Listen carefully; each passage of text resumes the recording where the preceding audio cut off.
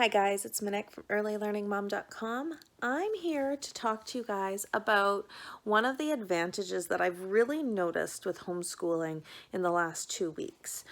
So Zakari, just to give you a little update here, typically he's really a healthy kid, and we've just been having some trouble with when he does catch like a little bug, it developing into an ear infection.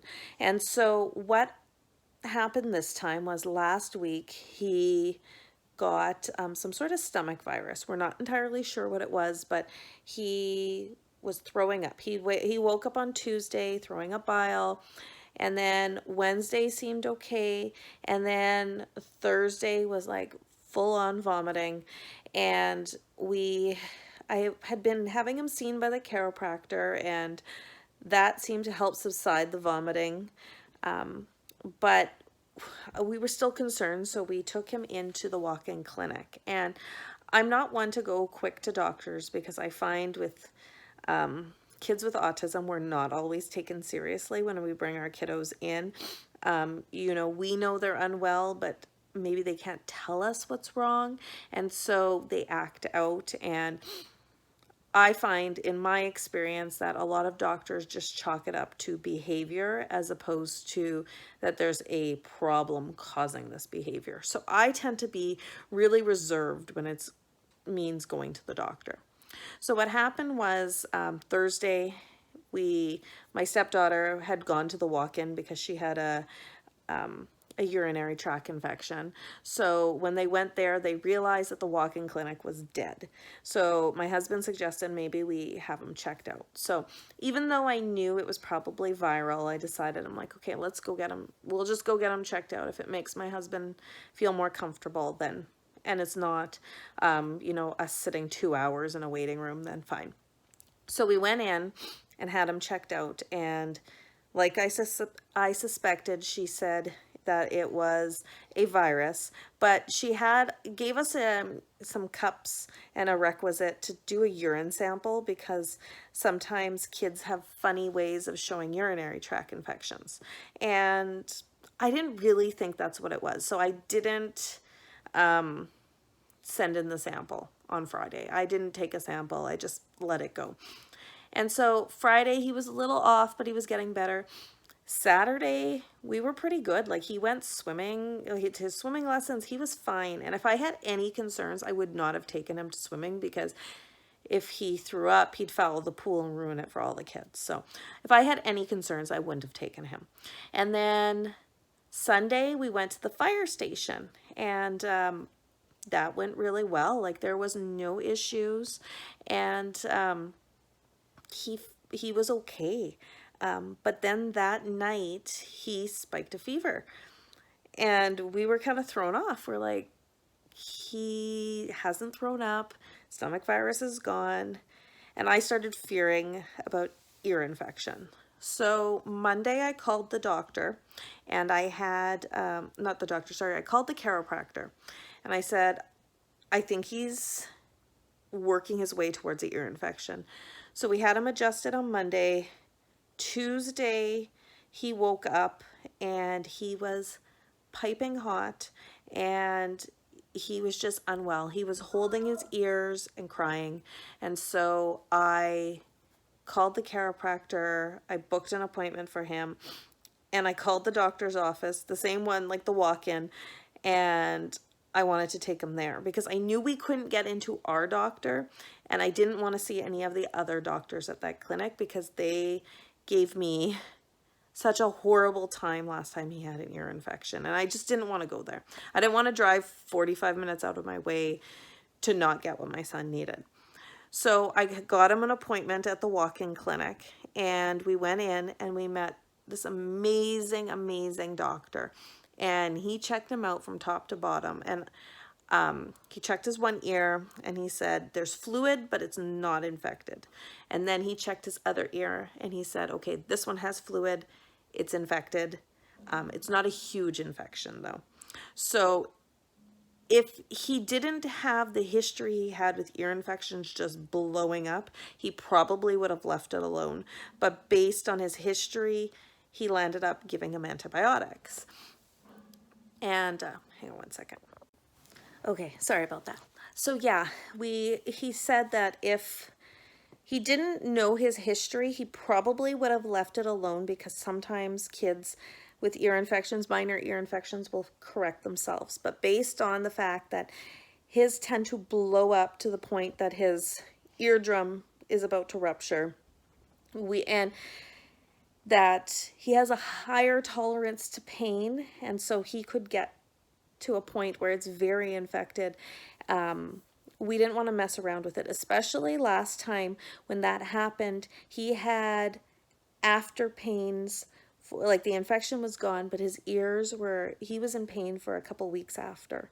So as much as I'm holistic and I try to use herbs and vitamins, I'm also not crazy. I'm not going to be like, the family in Alberta that treated their child's meningitis with maple syrup. Like, I'm not going to do that. Like, I believe that there's a middle ground between, the medical world and the holistic world. And if you can do it naturally, you should probably try to do it naturally.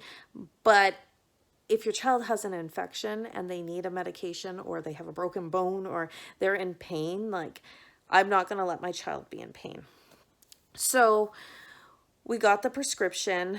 I dropped it off at Costco, but it was like a 2-hour wait. So we came home, and I waited for my oldest to get home from school. We loaded in the van, we picked up the prescription, and we started him on it right away.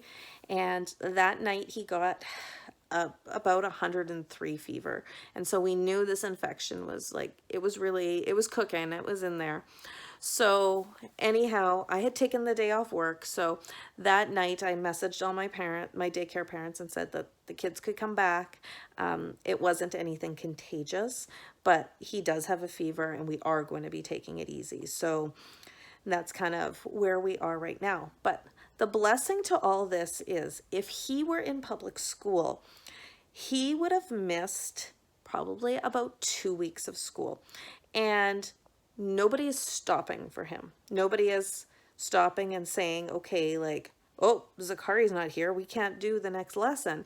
And so he would have fallen behind. He would have missed. And I know some people, when they look at their pretty schedule and everything, they're like, oh my goodness, we're 2 weeks behind now.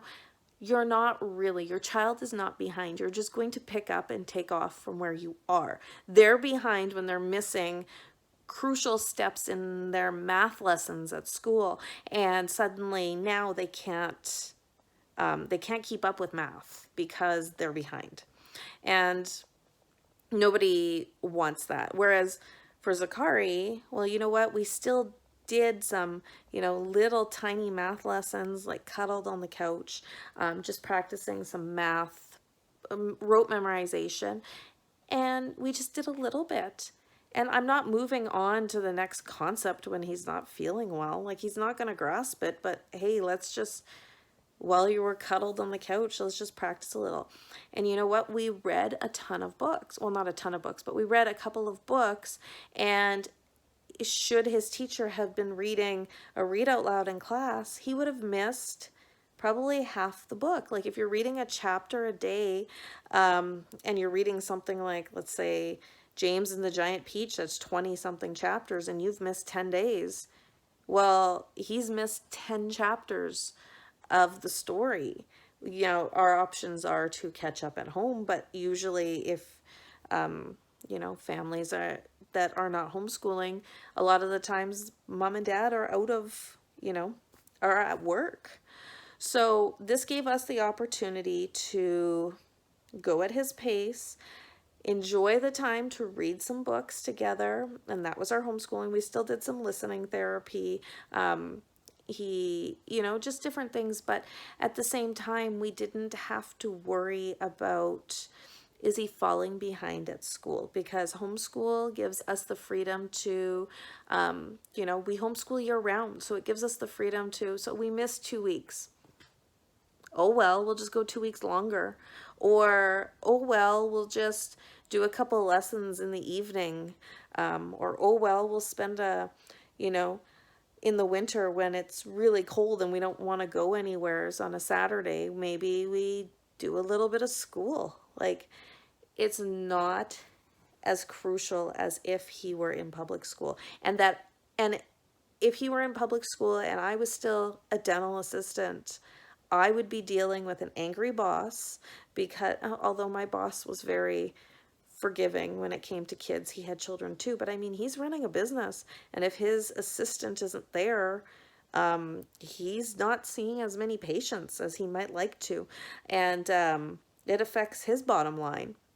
And so I'm able to not have to worry about, I missed one day of work, but I had a few other kids that were under the weather, so probably would have stayed home as well. And, I only missed one day of work instead of 2 weeks of work.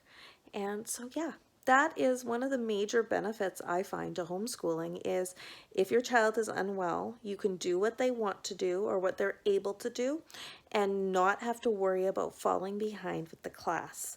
I mean, maybe it would be different if you were doing a co-op, but typically co-ops are only once a week. It's not like they're missing 10 days. They may miss 1 or 2 days of co-op. So anyhow, I just wanted to share our story.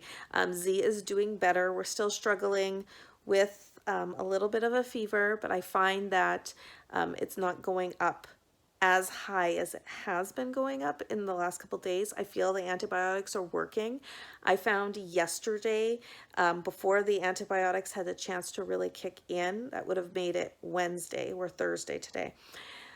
We were starting to see some of the aggressively biting down on things, and the pain coming from the ears, and it takes a couple days for the antibiotics to kick in. So I'm glad that we had already started the process and that he had them on board. So, a couple doses of Advil and he was fine. Like, he hasn't had Advil since sometime yesterday. He didn't need it. His fever, I'm of the mentality that a fever is there to do a job. I will dose for a fever, and I'm only going by the recommendations of the nurse that I talk, the nurse and the doctor that I've talked to. But I will let a fever go for, the nurse said 102. I'm a little more lenient, and I say 102.5 Fahrenheit. And after that, once it starts getting closer to the 103, I dose for a fever with Advil. I don't use Tylenol. I just my kids don't tend to have sensitive stomachs when it comes to Advil. Advil lasts longer, so I have to give less medication, and I don't care for Tylenol. So that's what I've been doing, or I'll dose, and if their fever is lower, but they're in pain, I also will give the Advil. So we've been trying to avoid giving too much Advil, but we haven't had to give any so far, knock on wood. And so yeah, that's kind of what's going on. I think he's on the mend. We had family photos that were supposed to be done on Saturday, and he has swimming lessons on Saturday, but I've just decided, I think because it's an ear infection and he's actually diving down under the water now during his swimming lessons, I think I'm actually I have to call and cancel our swimming lesson. And I called my girlfriend who's doing our pictures, and I asked her to move it to next week.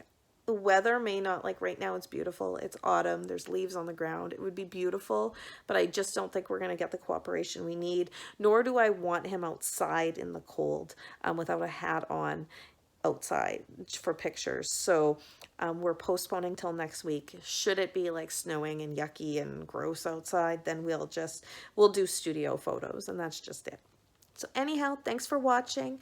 I hope you like these videos. I just like sharing what we do and what the benefits I'm noticing, and I just like to have them for my own records too, and memories for my kids. And yeah, so anyhow, thanks for watching. Be sure to subscribe, like. I'm trying to get to 1,000 subscribers, and I'm creeping almost at the 700 mark. So if you guys could help me out, I'd love it. And check out my blog at www.earlylearningmom.com. Thanks for watching.